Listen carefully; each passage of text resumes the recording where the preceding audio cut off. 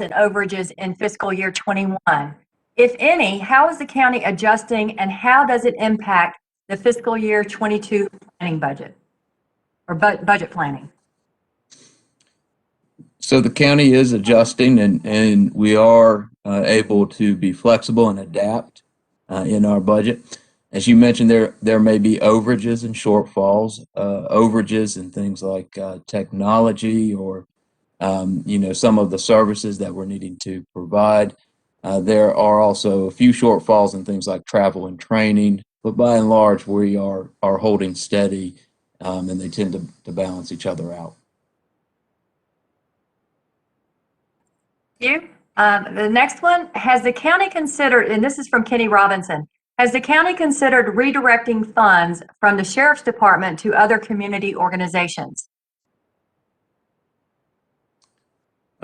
We have not had those discussions. We are early in the budget process.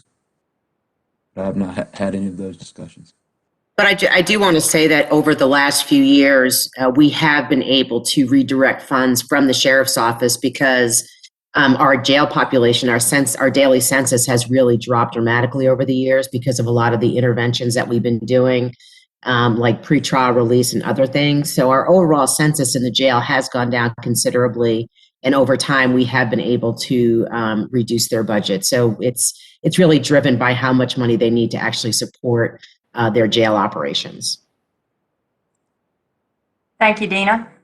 From Vernetta, how are CARES Act funding considered as part of the budget? Well, we certainly take it into consideration. Of course, CARES Act funding is typically going to be a one-time funding source. So we don't expect it to be ongoing. So we always try to balance what we can use those CARES Act funds for versus what are going to be ongoing costs after the CARES Act funding is not available. Are there any programs that the county has to take into consideration for those ongoing programs? I'm not sure I understand the question.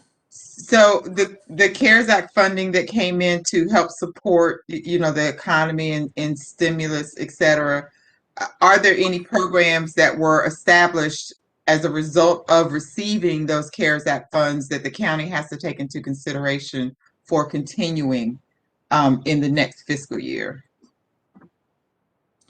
So a lot of the funds that we have received have been used to support the emergency of the COVID-19 pandemic. So there are things that we have been providing, such as hotels, such as rental assistance, those types of things. And certainly we will evaluate kind of what the needs are going to be going forward. But those the CARES Act funds are for a specific purpose related to COVID-19.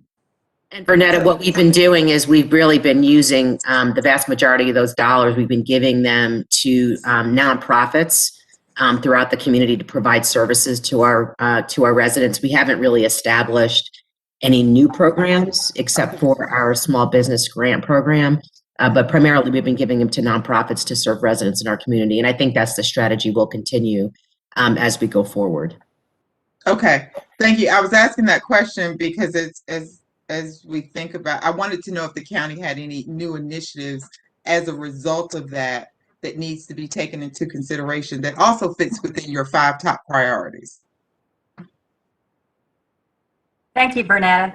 And we have a couple more minutes. If there's any questions that haven't been asked, if you want to raise your hand, if I can see you, then we'll try to respond to them now. And again, if you didn't get a chance or didn't feel comfortable asking your question, you see Kalen Boyd's email address up there. You can email him directly. So within the last couple minutes, any other burning questions for our esteemed panel?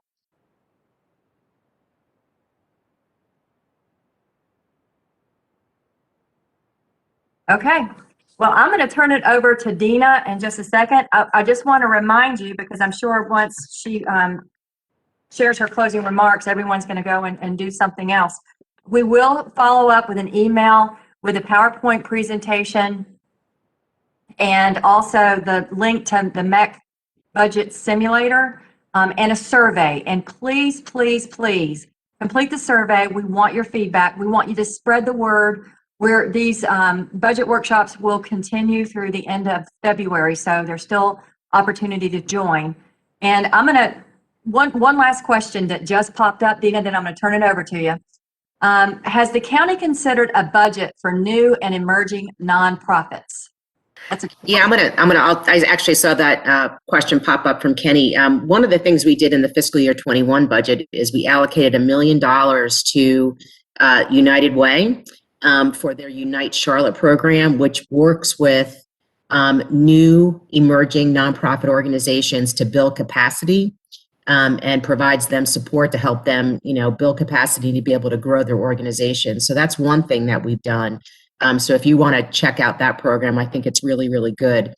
The other thing is we have our community service grant program that nonprofits can apply for funding for programming. It's not designed specifically for new nonprofits, but we do look at new nonprofits or emerging nonprofits that are interested in expanding services as part of that program as well.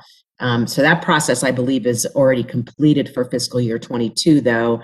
But keep your eyes and ears open for additional funding to the United Way. It's called the Unite Charlotte program that they manage on our behalf. So there are some opportunities there. But in terms of closing remarks, I just want to again thank you all for participating. Your level of engagement was really great, and we really just appreciate your input. Some really good things came out of that. I'm really interested to see how one of the groups talked about food insecurity, and that is something that we're working on, and we recognize how important that is. So thank you for that feedback, and just really validating the priorities we have and just giving us some other things to talk about. So.